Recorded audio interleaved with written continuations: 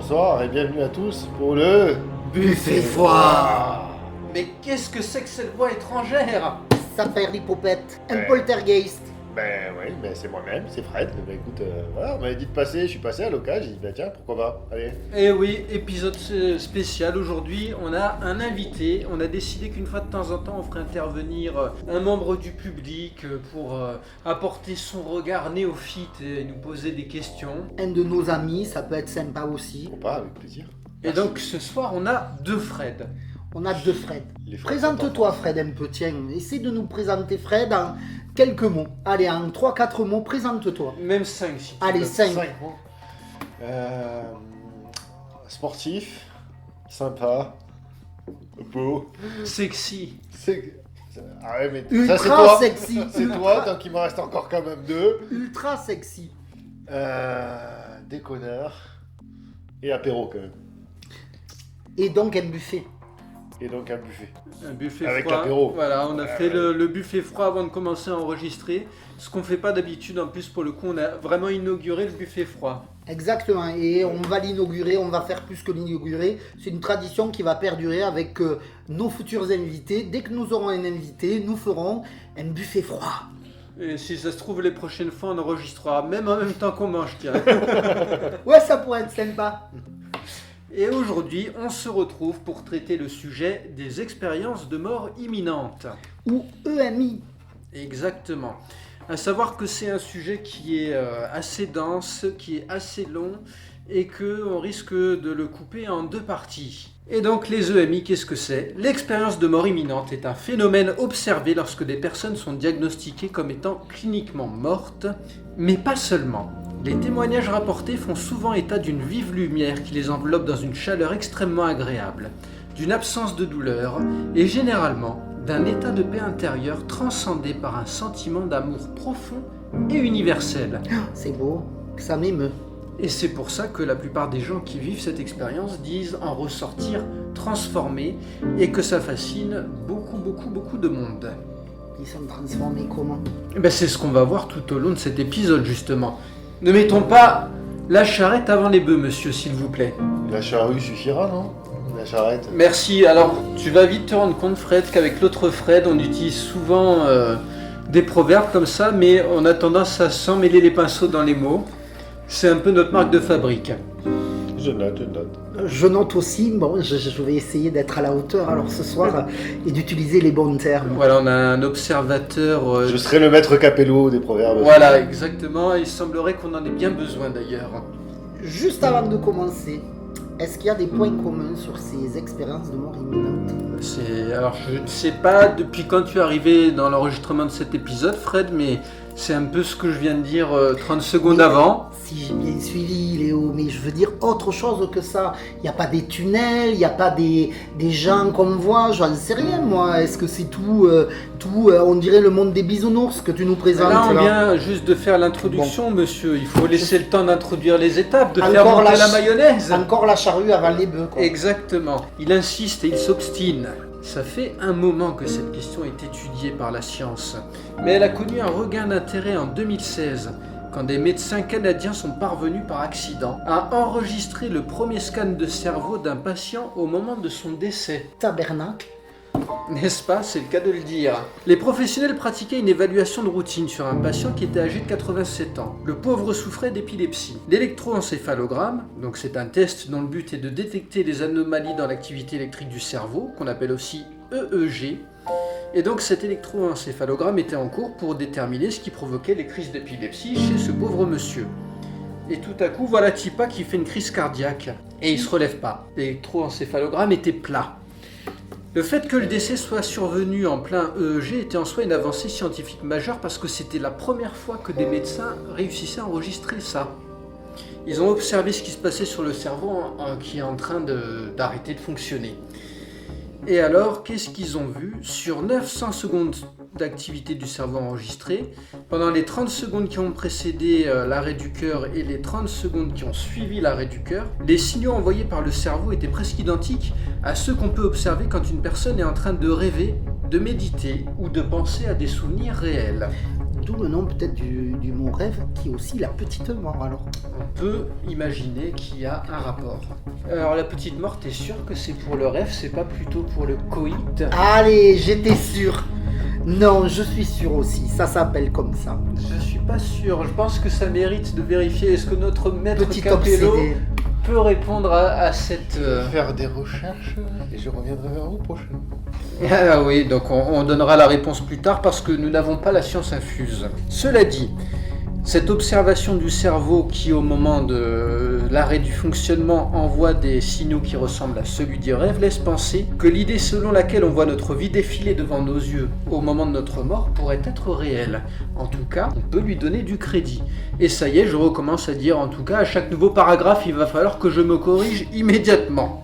Ce phénomène avait déjà été rapporté par des victimes d'expériences de mort imminente, mais sans qu'on puisse en prouver l'exactitude, parce que ces discours et ces témoignages qui ont été rapportés par différentes personnes, il y a pas mal de gens qui ont tendance à dire oui, mais peut-être qu'avec le recul, la personne pense avoir vu ça au moment de son arrêt cardiaque, au moment où elle était diagnostiquée comme morte, mais qu'en fait c'est juste une sorte de rêve qu'elle aurait pu faire. Et cette avancée scientifique majeure, elle va plutôt dans le sens d'une réalité, d'une véracité de ce phénomène, ce qui est plutôt intéressant. Cela dit, il s'agit du seul exemple observé par la communauté scientifique, et donc on ne peut pas trop se baser dessus pour généraliser la réalité de cette manifestation. D'autant plus que les scientifiques rappellent que le patient mourant était également épileptique, ce qui a pu biaiser le scan dans la mesure où c'est une affliction qui peut altérer l'activité du cerveau. De plus, malgré les relevés et l'interprétation qu'on peut en faire, il n'y a pas de moyen de vérifier absolument que ce que ce monsieur a vu durant ces derniers instants, ce sont des flashs de sa vie. On peut juste voir le scan, imaginer, interpréter un peu, savoir que ce serait équivalent à un rêve par exemple ou à des souvenirs, mais on ne sait pas ce qu'il a vu concrètement. Parce que le monsieur est quand même mort. Il est mort. Il est vraiment mort, il n'est pas revenu lui. Ils étaient en plein EEG, il a fait une crise cardiaque. Et Raoul est passé de l'autre côté. Pour de bon. Il n'a rien pu raconter quoi. Il n'a rien pu raconter. Par contre, 900 secondes d'activité du cerveau. En tout. Donc ils ont détecté des choses. Mais on ne sait pas quoi. On sait que ça pourrait relever du rêve ou de souvenirs dont il était en train de se rappeler. Et on a en parallèle des témoignages de beaucoup de personnes. On va donner des chiffres un petit peu plus tard d'ailleurs, et ce sont des chiffres qui sont assez importants. En parallèle, des expériences ont été menées sur des rats mourants et ont conduit à des résultats similaires. Ce qui laisse penser que le flash antérieur à la mort serait un phénomène partagé par la plupart des mammifères avant de lâcher leur dernier souffle. C'est-à-dire que le rat, au moment où il crève, il se revoit en train d'aller piquer ton fromage, en train de grignoter tes fils électriques, etc. Il se dit... Ça, c'était une vie bien remplie. Enfin, ce qui est un peu inquiétant, c'est qu'on a le même cerveau que les rats. Alors j'ai lu un livre de José Rodriguez dos Santos, que je suis en train de finir, je suis presque à l'épilogue, qui dit que les animaux ont d'énormes capacités, même plus que les humains, et ils ont vraiment une forme d'intelligence, et que de nombreux phénomènes sont similaires, même le calcul ou d'autres phénomènes comme ça, et que c'est pas propre forcément à l'espèce humaine. Donc les rats ont une certaine forme d'intelligence, les singes, les chimpanzés ou d'autres animaux ont toujours une forme d'intelligence, que ce soit en numéraire, en social ou autre.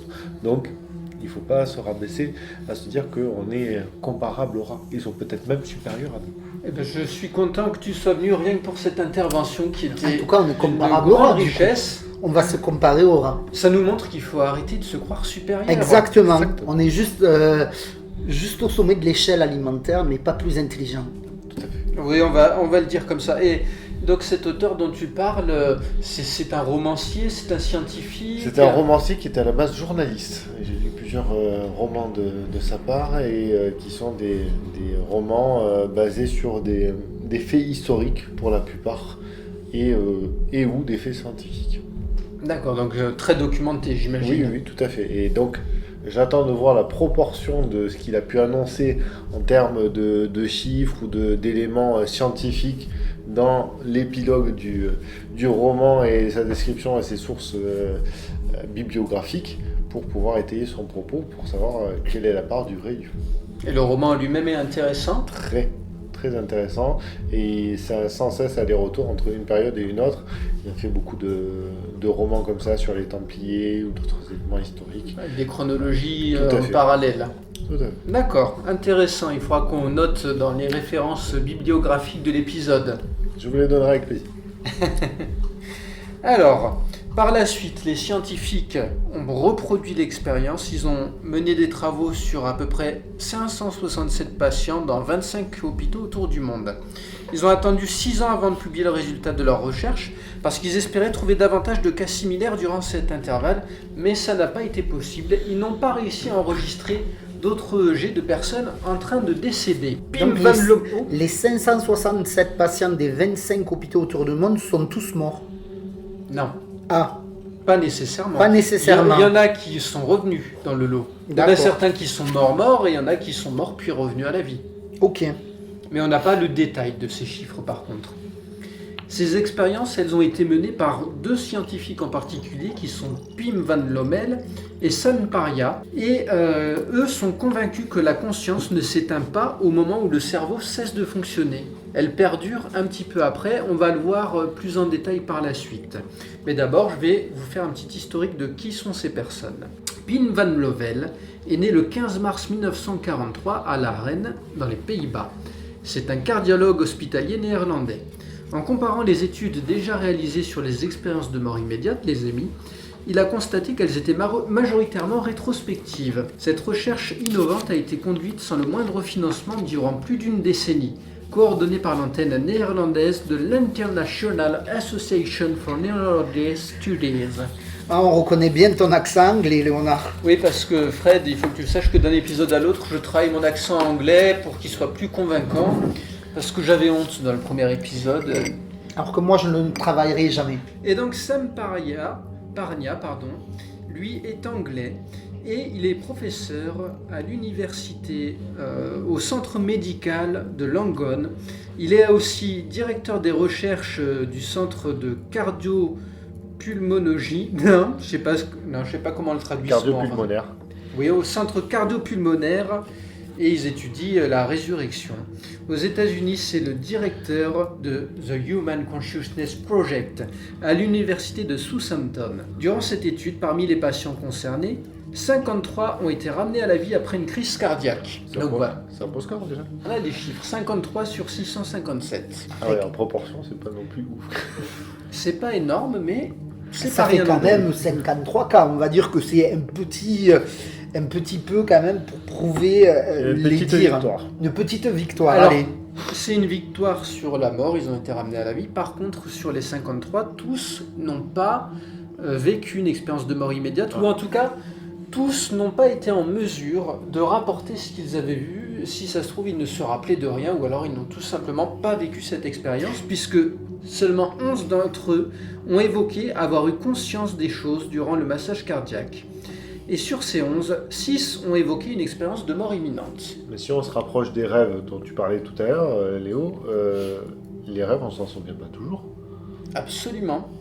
C'est pour ça que je disais, sur tous ceux qui ont été ramenés, seulement 11 ont évoqué avoir conscience des choses. Si ça se trouve, ils ont vécu une expérience de mort imminente sans s'en rappeler par la suite. Tu as tout à fait raison. Ou on peut émettre l'hypothèse qu'il n'y a rien après et rien ne s'est passé après. Pour les 42 autres. Peut-être qu'une porte s'ouvre pour certains et pas pour d'autres. Ou peut-être que rien ne s'ouvre. Comme disaient les grands philosophes Chevalier Las Palais, tout est possible, tout est réalisable, c'est le jeu, Le jeu de la vie. Merci pour cette référence, je ne la connaissais pas. Je repartirai Grandi. grandi et Par beaucoup deux plus grands- érudit. Deux grands philosophes, Chevalier Las Palais, bien connus. Ces déclarations vont à l'encontre de ce que croient les médecins, pour qui les patients sont complètement inconscients lorsqu'on essaye de les ranimer. Or, les patients disent non seulement être conscients de ce qui leur arrive, mais aussi atteindre un tel degré de conscience que leurs pensées sont plus claires que jamais, et qu'ils font l'expérience d'une réflexion métaphysique sur l'existence. D'un coup, ça devient des philosophes, les mecs. Il meurt, il revient philosophe. Voilà, on parlait de transformation, c'est ça la transformation. C'est ça la transformation, c'est qu'ils deviennent très philosophes et ils ont une façon de voir la vie très différente du coup. Tu meurs en chevalier Las Palais, tu reviens en Platon. Ah, mais c'est des cousins, non? C'est la descendance, l'héritage. Pour Parnia et ses collègues, Ces retours laissent penser que le passage de la vie à la mort va mettre en place un processus de désinhibition du cerveau. Cela se traduirait par une compréhension inédite de nouveaux pans de réalité, comme si tous les souvenirs, toutes les pensées et les actions menées envers les autres se bousculaient pour donner une perspective nouvelle. On pourrait penser qu'il s'agit de rêves ou d'hallucinations, comme en font souvent les survivants d'arrêt cardiaque dans les jours voire les semaines qui suivent leur arrêt cardiaque. Parce qu'apparemment, c'est le cas. Les gens qui reviennent d'arrêt cardiaque pendant des jours, des semaines, des mois, ils font des cauchemars, des rêves comme ça, qui ressembleraient davantage à des hallucinations. Sauf que on va se rendre compte que ces fameuses expériences de mort imminente, telles qu'elles sont rapportées par ceux qui les ont vécues, se distinguent de ces rêves et ces hallucinations, et on va voir pourquoi. Des patients de toute nationalité et culture font état d'expériences étrangement similaires. On parle de se voir en dehors de son corps, de se retrouver dans un lieu de l'enfance qu'on trouve réconfortant, et de la sensation de revenir dans son corps. Au final... Alors attends, Léo. Et le tunnel, il est où là-dedans ? Souvent, on associe les expériences de mort imminente à un tunnel avec de la lumière, et là, personne n'en parle. Je te trouve un peu obsessionnel avec ton tunnel. Mais pourquoi parce- tu y attaches autant d'importance ? Parce qu'il me semblait, moi, dans mes lectures, mes films, etc., d'avoir toujours cette notion de tunnel au milieu. Donc, du coup, c'est très étonnant que les études, là, n'en fassent pas cas. Mais peut-être que nous entendrons parler de tunnel quand nous passerons au cas pratique. Bon, je vais ronger mon frein Il faut laisser le temps au temps, comme on dit. et ne pas mettre la charrue avant les bœufs, Encore une si j'ai fois. bien compris. Mais oui, parfois il faut marteler les idées plusieurs fois pour qu'elles finissent par rentrer. Et c'est le cas de ces expériences qui sont reproduites, refaites, questionnées à longueur de temps pour trouver des points communs. Peut-être que parmi ces points communs, il y aura un tunnel. Ce qu'on peut dire, c'est que cette expérience permet aux patients qui sont revenus de réévaluer des aspects entiers de leur vie, comme s'ils avaient pu analyser en profondeur les éléments de leur existence dans son intégralité. On ne parle pas de quelques anecdotes, mais bien de l'ensemble des éléments de leur naissance à leur expérience de mort imminente.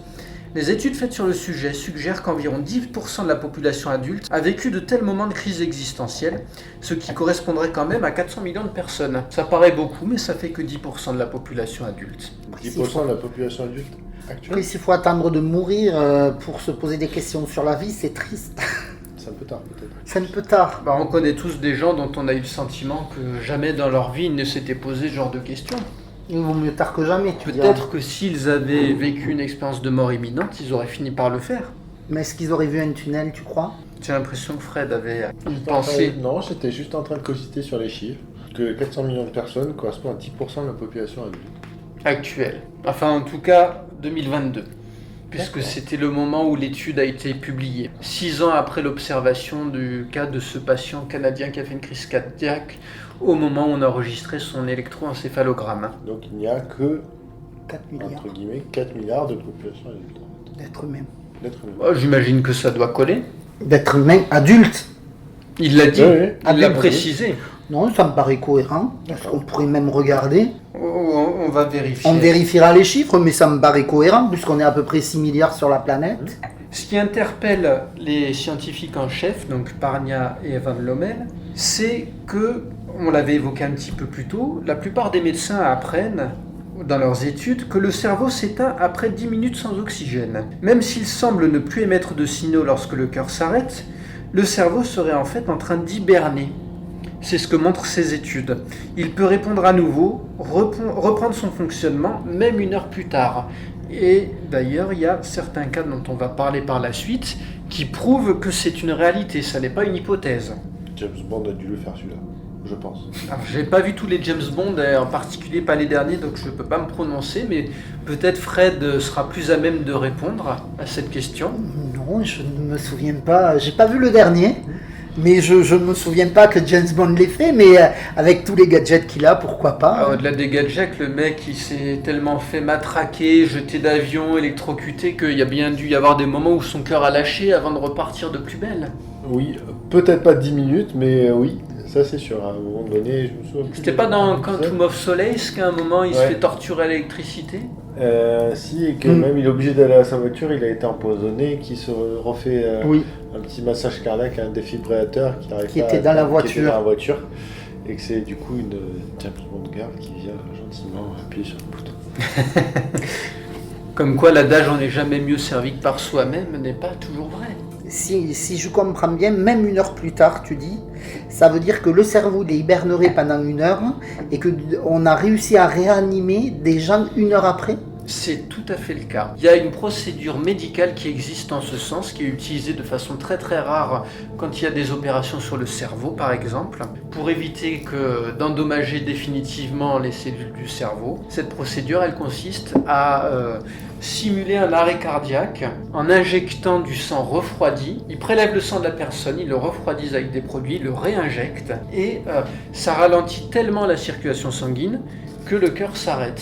Et pendant 1 heure, ils vont triturer le cerveau et ensuite ils le font repartir. Mais ça, on va en parler plus en détail par la suite puisqu'il y a un des fameux cas qu'on va aborder où cette procédure a été utilisée et où elle est expliquée plus en détail. Parnia, qui est encore une fois, je le rappelle, le scientifique en chef, enfin un des deux, explique: nous avons examiné et croisé les données de beaucoup de patients différents dans la population générale. Les retours sont cohérents. On peut en conclure que l'expérience de mort imminente est un phénomène réel qui se déroule pendant la transition entre la vie et la mort. À présent, nous voulons examiner ce qui arrive au cerveau seconde par seconde pour établir une carte neurophysiologique de la vie et de la mort lorsque les gens traversent ce processus. Charles Bruce Grayson, né en octobre 1946, est professeur émérite, c'est-à-dire qu'il est semi-retraité, de psychiatrie et de neurologie comportementale.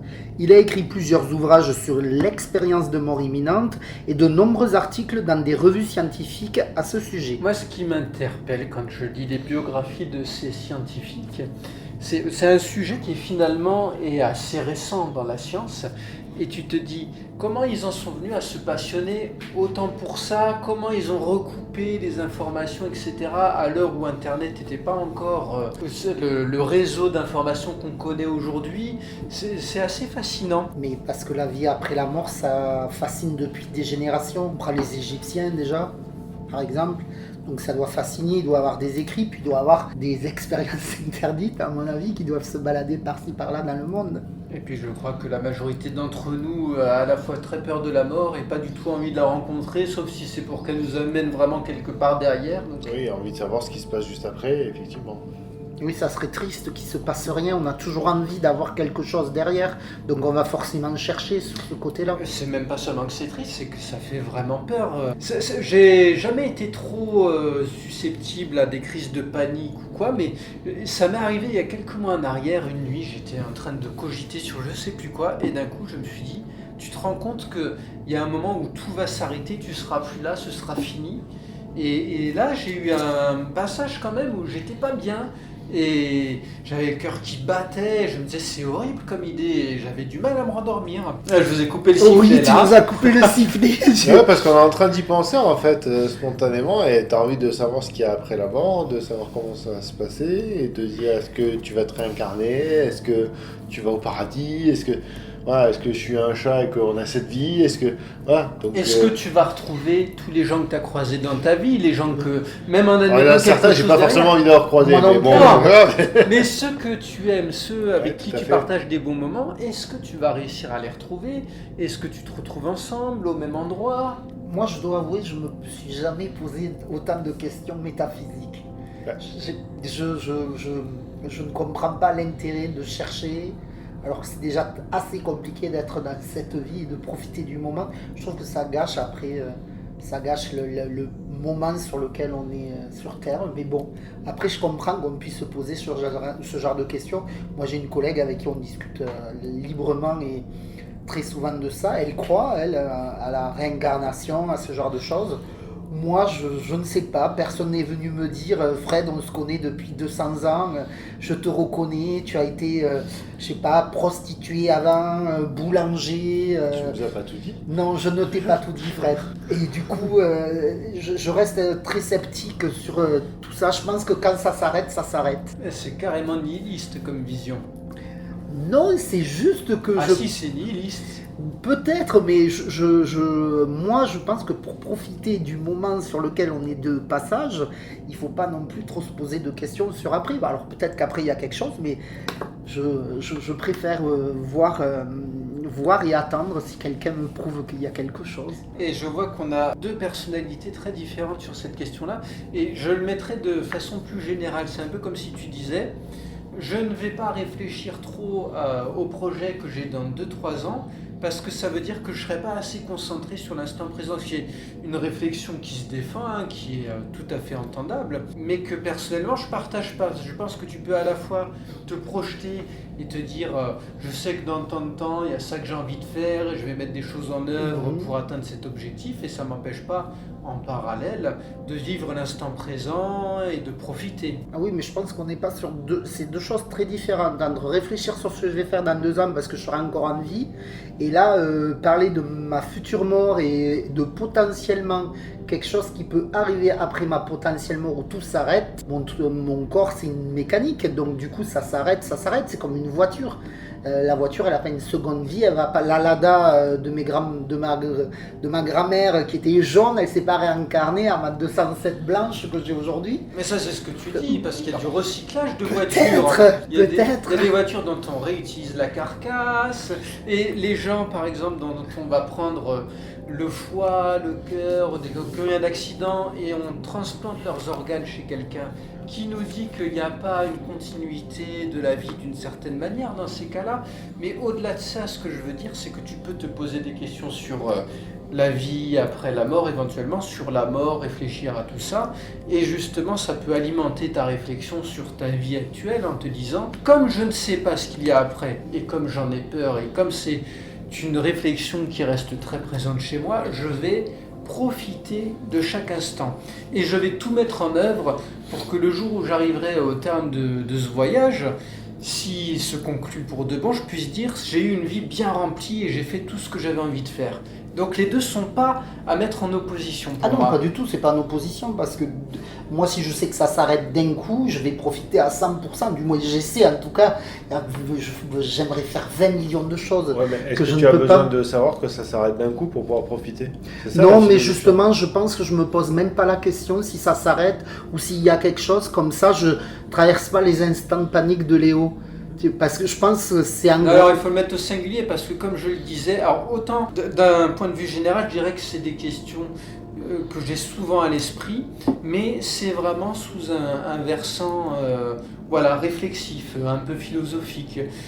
C'est rarement sous le coup de la panique. J'évoquais le fait de ne pas être susceptible aux crises de panique et que c'était un épisode singulier. Ça ne m'est arrivé qu'une fois dans ma vie entière, ça. Tu es encore jeune, Léo, ça peut t'arriver encore. Mais, tout à fait. Mais pour le moment, ça n'est pas quelque chose de récurrent. Tant mieux, parce que si chaque fois t'es en panique, peu cher, ça me fait de la peine. Mais il y a des gens pour qui c'est le cas. Donc il vaut mieux pas y réfléchir. Pas de panique, pas de réflexion. Je suis pas certain que ça fonctionne comme ça. Je sais. Je suis pas sûr que ce soit réfléchi, c'est plutôt spontané et que c'est quelque chose qui ne se contrôle pas forcément. Ouais, je suis assez d'accord avec Fred, je pense qu'en plus ça te vient comme ça, c'est des images, des interrogations qui s'imposent à toi. Ça vient spontanément comme ça en journée ou ça peut être dans les rêves, ça peut être à un moment donné où, comme tu disais, ton cerveau il est en pause et puis d'un coup tu as un flash en fait qui t'arrive. C'est pas quelque chose de contrôlé. Tout à fait. Ça peut souvent arriver en réunion. Tu es en réunion. Oui, parce qu'en réunion, tu as le cerveau en mode pause. C'est ça. Bravo. Bravo, je ne me félicite pas, monsieur Léo. Comme tous les gens qui sont en réunion. On va quand même revenir à notre sujet Vas-y. avant de partir. C'est vrai, tu nous fais digresser Je depuis vous fais tout à l'heure. digresser depuis tout à l'heure, mais toujours pas de tunnel, je tiens à le préciser encore. C'est pas obsessionnel le tunnel, mais Il y je a pense que impatience, garçon. je suis très impatient d'avoir mon tunnel. Pour revenir à monsieur Grayson, qui a écrit plusieurs ouvrages sur l'expérience de mort imminente, Grayson, comme Gray's Anatomy, non pardon. Il a écrit donc plusieurs ouvrages sur l'expérience de mort imminente et de nombreux articles dans des revues scientifiques à ce sujet. Avant que les travaux de Van Lommel n'aboutissent à des observations précises, ce cher monsieur Grayson pointait un manque d'études prospectives des répercussions psychologiques de ces vécus, incluant un groupe contrôlé composé de personnes ayant frôlé la mort sans en garder un quelconque souvenir de décorporation et ou de transcendance. En effet, l'étude de Van Lommel et ses collègues fut la première du genre et aucune recherche de la même envergure n'est encore venue la répliquer. Et oui, parce qu'on disait plutôt que c'était très difficile pour les scientifiques d'obtenir des financements pour ce genre de recherche qui était considéré comme étant plutôt trivial et pas spécialement indispensable quand on est plutôt en train de chercher des fonds pour lutter contre le cancer, par exemple. Grayson pose la question, est-ce que la science peut réellement expliquer l'expérience de mort imminente et ses ramifications? Est-ce qu'on va trouver la réponse? Je vais vous le dire. Grayson s'étonne qu'au regard du peu de respect et de moyens accordés à ce domaine de recherche, autant de ses confrères s'intéressent à cette question. Pour lui, les questionnements qui entourent la vie après la mort intéressent autant les scientifiques que les profanes, Il a comme raison, nous. mais c'est vrai, la preuve. Et pourquoi? Parce que notamment, ça interroge notre rapport à Dieu et à l'univers tout entier. Or, il semblerait que les expériences de mort imminente se situent à l'interface de toute cette matière. Il en vient même à se demander si la science devrait se risquer à essayer de trouver une réponse. Au-delà de la possibilité de le faire, l'humanité est-elle prête à en savoir plus? Bah oui, c'est vrai, c'est un peu comme l'autre fois j'étais allé voir le film Oppenheimer de Christopher Nolan, et au début les mecs ils sont là, vite, c'est la course contre la montre, et on va sauver le monde, on va faire cette bombe, patati patata, et puis à la fin il est plutôt en mode, on n'aurait peut-être pas dû faire ça en fin de compte, la science aurait dû s'arrêter plus tôt. Oui. Après, Oppenheimer savait quand même ce qu'il faisait, hein. Tout au long du film, on le voit bien. Oui, mais Il il se n'avait doute- pas réalisé les il se- proportions que ça prendrait Voilà, c'est après à plutôt l'échelle ça. mondiale. Et de ce qu'on ferait de ses travaux. Donc la recherche scientifique se base sur l'observation et l'élaboration de règles générales qui suivent cette observation. Les poissons meurent sa nourriture, les oiseaux meurent sa nourriture, c'est la même chose pour les chiens. On peut donc déduire de ces observations que les animaux meurent sa nourriture. Pourtant, la science moderne doit accepter l'idée que d'autres observations sont susceptibles de venir remettre en cause ces déductions. Par exemple, si un animal peut survivre sans nourriture, les scientifiques devront accepter qu'on ne peut pas tirer la conclusion générale que tous les animaux ont besoin de nourriture pour survivre. Et c'est vrai que à l'heure actuelle, avec Internet, Twitter, blabla, les théories du complot, etc., il y a beaucoup de gens qui se découvrent une érudition incroyable et qui savent mieux que les scientifiques en disant oui mais les scientifiques ils se contredisent eux-mêmes patati patata. Et heureusement que les scientifiques se contredisent parce que ça nous montre que les connaissances et la science sont en perpétuelle construction et que c'est justement parce qu'ils peuvent se remettre en question qu'on peut espérer atteindre la vérité à un moment. Oui, et puis on ne connaît pas toute la planète, donc peut-être qu'il y a des animaux qu'on ne connaît pas qui n'ont pas besoin de nourriture. Ou d'autres planètes. Qui sait ce qu'on découvrira? Peut-être que la vérité est ailleurs. T'as Comme disait raison. Mulder. Mais est-ce que Scully était d'accord avec ça? Gillian Anderson. Oui, c'est notre David Duchovny. nos égéries des années 90. C'est ça. Ils ont marqué toute une génération. Et bien même dans X-Files, ou même dans ce cas-là, il ne peut donc pas y avoir de certitude absolue en science. La vraie question devient alors, l'expérience de mort imminente est-elle observable? Pour Grayson, il n'est pas possible d'observer le phénomène de l'expérience de mort imminente lui-même. Nous ne pouvons pas être témoins de ce que vivent les personnes qui passent de vie à trépas. Parmi les données observables, on trouve les témoignages de ceux qui ont vécu cette expérience, tout en gardant à l'esprit qu'il peut y avoir une différence entre ceux dont ils se souviennent et ceux qu'ils ont réellement vécu. Et là, il résume tout à fait ce qu'on disait un petit peu plus tôt. Quand les scientifiques ont observé le jet de ce patient canadien qui venait de faire une crise cardiaque et dont ils avaient pu enregistrer les signaux du cerveau au moment de sa mort, ils ont juste pu observer les signaux et les interpréter. Ils n'ont pas pu observer ce qu'il avait réellement vu. Pour ce qui est des témoignages, il y a toujours cette question qui persiste. Est-ce que les personnes arrivent à se rappeler réellement de ce qu'elles ont vu sur le moment, ou est-ce qu'avec le recul, c'est une façon de déformer un petit peu les choses et une interprétation de leur part? Ou est-ce qu'il y a une réaction chimique qui leur fait faire des hallucinations ou avoir des hallucinations et juste avant de revenir? C'est Peut-être. bien là toute la question. Donc durant 15 ans, ce monsieur Grayson a consulté les travaux de psychiatres ou de parapsychologues qui se sont penchés sur l'étude de ce phénomène. Il a établi des parallèles qui lui ont permis d'élaborer ce qu'il considère comme les 4 composants de l'expérience de mort imminente. Petit 1, un composant cognitif. La distorsion du temps, l'accélération de la pensée, le passage en revue de sa vie et une compréhension globale et universelle. Peut-être qu'il y aura mon tunnel là-dedans. Un composant affectif. Tu as des actions à la DDE ou comment ça se passe? On va finir par se poser la question. Une obsession pour les tunnels. Le tunnel, le passage, c'est là les deux mondes. Le deuxième, c'est donc un composant affectif, une sensation de paix enveloppante, de la joie, un sentiment d'unité cosmique et l'expérience d'une lumière chaleureuse. Tu vois, c'est peut-être ça, c'est le composant affectif. Quand il était petit, il allait peut-être chez ses grands-parents en passant sous un tunnel. Et donc ce tunnel, c'était l'approche du domicile des grands-parents. Donc il y a ce souvenir teinté de mélancolie et de joie en même temps. Et c'est pour ça qu'il ne peut pas lâcher ce tunnel. Et effectivement, il y avait bien une petite tunnel pour aller chez mes grands-parents. Ah bah comme quoi. Le composant paranormal, vision et ouïe amplifiée, perception extrasensorielle, donc au-delà, prémonition et l'expérience de se voir en dehors de son corps. Et ça, contrairement au tunnel, pour l'instant, ça revient beaucoup. Ça revient beaucoup, on flotte, ils flottent tous en bas, comme dirait le clown. Un composant transcendantal, la rencontre avec un royaume non terrestre, des esprits éthérés mais visibles et une barrière qui serait une sorte de point de non-retour qui, une fois franchi, aurait empêché le patient de revenir à la vie. Oui, parce que plusieurs témoignages font état de ça. Ils sont avec des proches qui leur disent non, ne va pas jusque là-bas, tu pourras plus revenir. Et la personne a envie d'y aller parce qu'elle a envie de rester avec ses proches qu'elle a perdus. Mais elle est rejetée et on l'entraîne presque de force pour qu'elle reprenne le chemin vers son corps. Mais on va le voir dans les témoignages qui suivront. Les témoignages de patients mettent en évidence la prépondérance d'un composant plutôt qu'un autre, chaque expérience étant unique, mais d'après Grayson, on retrouverait des éléments de chaque composant dans tous les témoignages rapportés. Il n'y a toujours pas mon tunnel là-dedans.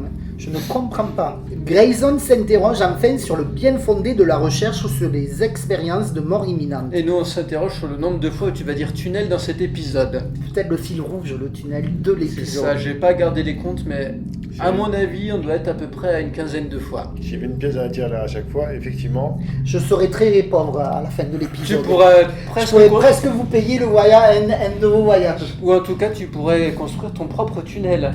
Peut-être. Je vais savoir où il va me mener. Dans un autre monde, dans une autre vie. Les personnes qui ont vécu ce phénomène manifestent une compréhension plus élevée des règles de l'univers et de leur place dans le monde. Essayer de décomposer l'expérience de mort imminente en termes observables ne va-t-il pas à l'encontre de ces réflexions métaphysiques et spirituelles ? Ne court-on pas le risque de recréer une division entre les personnes qui ont vécu ce phénomène et les autres, et donc de les isoler? Ouais, t'imagines, t'es au boulot, t'es devant la machine à café, alors t'as passé un bon week-end? Bah moi j'ai vécu une expérience de mort imminente, et toi? Non. Ah bon, bah alors casse-toi. C'est de la discrimination, ça, non? Ce serait de la discrimination. Il faudrait le rajouter sur les points. Dans le CV. A vécu déjà une expérience de mort imminente. Vous êtes embauché. A l'inverse, toujours M. Grayson, il estime que les recherches pourraient permettre à certaines personnes à mieux comprendre ce qui leur est arrivé ou à apaiser des personnes en fin de vie ou encore à faciliter le deuil des familles qui viennent de perdre un proche par exemple. C'est un peu l'utilisation de la religion aussi par rapport à ça, dans lesquelles il est souvent question de paradis, d'une vie après la mort, etc. Et beaucoup de gens trouvent du réconfort dans ces idées. Et pour des personnes qui seraient athées, qui n'auraient pas ce genre de croyance, eh ben, il y a une peur existentielle peut-être plus prononcée. C'est mon cas, hein. Moi je me définis comme un athée agnostique, et c'est peut-être pour ça qu'il y a eu cette crise de panique l'autre nuit. Peut-être. Mais dis-nous plus maintenant, abordons le point suivant. Allez, on va aller jusqu'à l'hypothèse du cerveau mourant. Ça c'est pas qu'une hypothèse, on sait qu'il meurt à un moment ou à un autre. En tout cas, il peut tenir combien de minutes déjà? 1 heure. 1 heure, c'est ça, hein? Il peut revenir à la vie après 1 heure, le Après cerveau 1 heure. peut fonctionner encore. Hein. Il est increvable. C'est dans les films, ils sont là, ah les mecs, vite, il faut le ranimer, ça fait déjà 30 secondes que son cerveau tourne plus, il va perdre toutes ses facultés mentales. N'importe quoi, alors dans les T'as le films. temps de faire une pause, aller boire un coup, revenir, c'est bon, ça C'est va. bon, Tu on peux a aller une heure, acheter une tranquille. pizza, oh alors une 4 fromages s'il vous plaît. On a 1 heure, hein, tu pourras le ranimer bien après. Alors, donc l'hypothèse du cerveau mourant. Madame Susan Blackmore, née le 29 juillet 1951 à Londres, est écrivaine, conférencière et animatrice d'émissions britanniques. Elle a été parapsychologue. Elle a plein de cordes à son arc, cette dame. Ouais, c'est quelqu'un qui a pas envie de s'ennuyer. Elle est l'auteure de la théorie du cerveau mourant.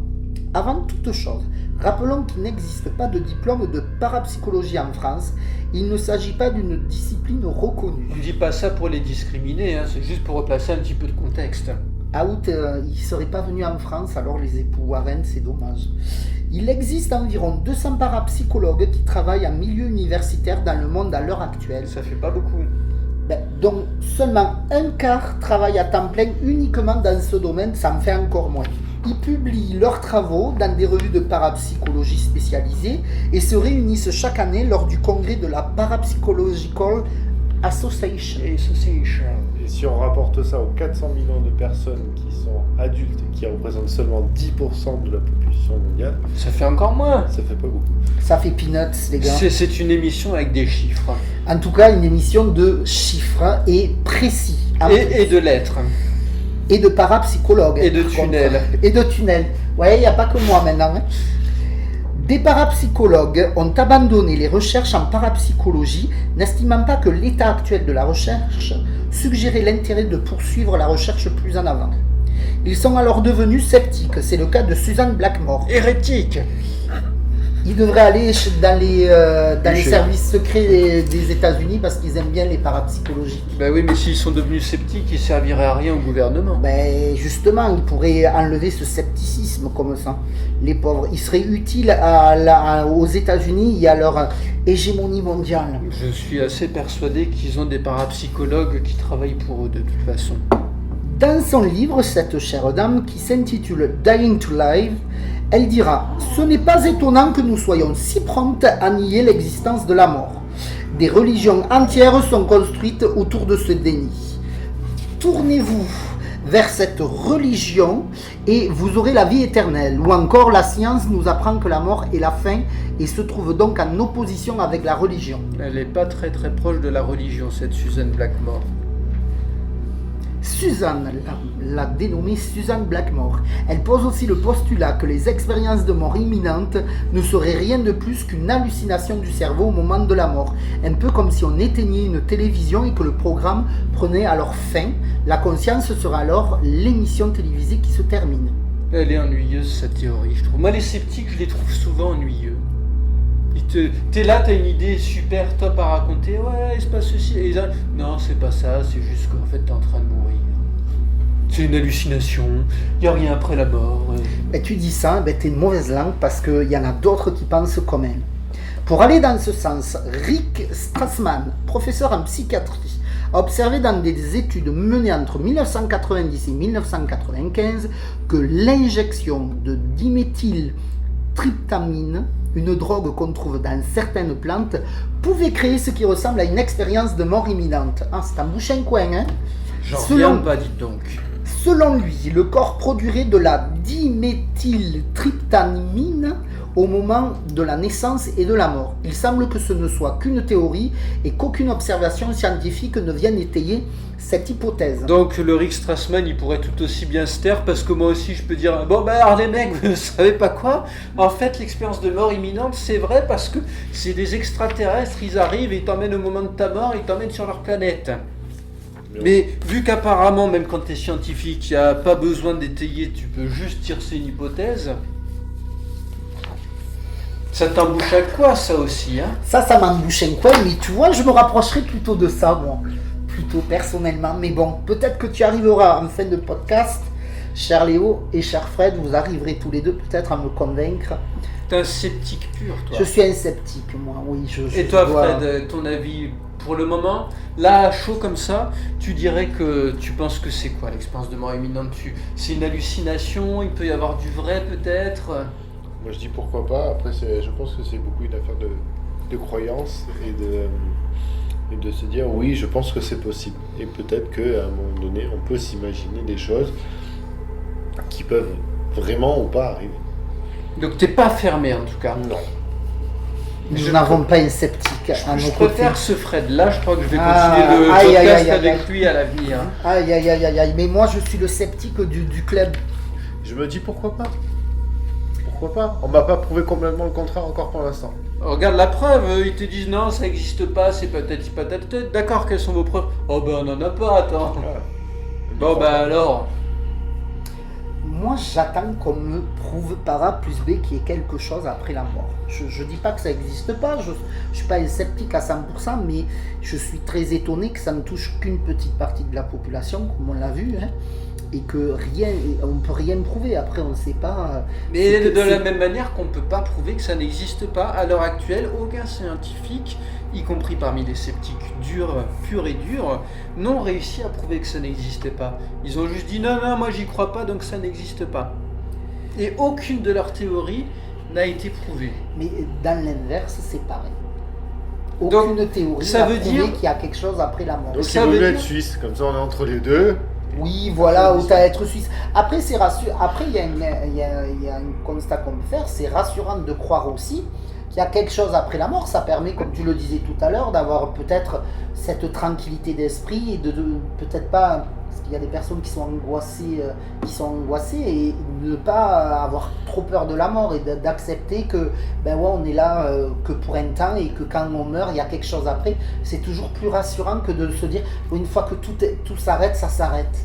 Tu dégages, c'est fini. Voilà. Allez, toi tu sors, hop. Next. Mais indépendamment de ce qu'on peut en penser, ce qu'on peut conclure de ce qu'on vient de dire jusque-là, c'est qu'au mieux on peut dire les expériences de mort imminente ne sont pas prouvées à 100%. Leur existence n'est pas prouvée à 100%. Par contre, on ne peut pas dire elle n'existe pas. Il y a le professeur Charpier qui est professeur à la Sorbonne. Hein. Il est encore en poste, je le précise, directeur de recherche. Donc il n'est pas émérite. Donc il n'est pas émérite. Lui. Ouais, moi je fais plus confiance à ceux qui sont émérites. Pourquoi Ouais, ils sont à la moitié ils sont à à la la moitié à la retraite. retraite. Alors après, Ils sont à moitié à EMI, ceux-là, excusez-moi. Et justement, ils ont eu plus de temps pour construire leurs réflexions. En tout cas, il est aussi directeur de recherche à l'Institut du cerveau. Il continue. Il a fait plusieurs choses. Hein. Il dit, lui, dans son ouvrage La science de la résurrection paru chez Flammarion, je n'ai pas d'action ni dans les tunnels ni chez Flammarion. Je Parce le qu'on parle précise. souvent de Flammarion, et tu verras en écoutant les épisodes précédents du podcast que Camille Flammarion, qui est connu surtout pour ses travaux en tant qu'astronome, s'est lancé dans des études de parapsychologie et a démontré le charlatanisme de plusieurs médiums, et c'est assez fascinant comme parcours. Et en tout cas, ce monsieur Charpier, il dit qu'après que le cœur se soit arrêté de battre, ou que le cœur n'envoie plus d'oxygène, on voit apparaître dans cette activité électrique des bouffées d'activité rapide, comme des hallucinations, et qui sont celles normalement que l'on trouve chez des personnes conscientes. C'est une espèce de marqueur bioélectrique d'une activité cérébrale de type éveil. Et du coup, il rajoute aussi, il continue en émettant une autre hypothèse, les expériences de mort imminente arriveraient après cet épisode d'activité électrique et les EMI, et pas le prénom, hein, les EMI, arriveraient presque au moment de la résurrection du patient, de la réanimation, et cela se rapprocherait de ce que le cerveau produit pendant des phases d'hallucination. Donc c'est vrai effectivement que je me rapproche plus de cette thèse-là. Mais cette thèse, elle est intéressante parce qu'elle se situe un peu entre les deux grosses idées, à savoir que lui, il se rapproche de l'hallucination, mais en même temps, il confirme ce que disent Parnia et von Lommel, qu'il y aurait de la conscience même une fois que le cerveau s'est arrêté. Ce qui ça va plutôt dans le sens de l'existence des expériences de mort imminente. Soit. Ah, Peut-être. vous concédez ce point, Je monsieur. ne concède rien. Je vais rester sur ma position. Léo, 1 point. Merci, monsieur. Pour étayer tout ça, on va parler des expériences de mort imminente au cinéma et à la télévision. Mais comme il se fait déjà tard, ce sont des exemples qu'on gardera pour la semaine prochaine. En attendant, on vous remercie de vous être attablé une fois de plus à notre buffet froid et on espère bien vous retrouver à nos côtés la semaine prochaine pour la deuxième partie de cet épisode. Et en attendant, on vous souhaite de passer des soirées Effroyable.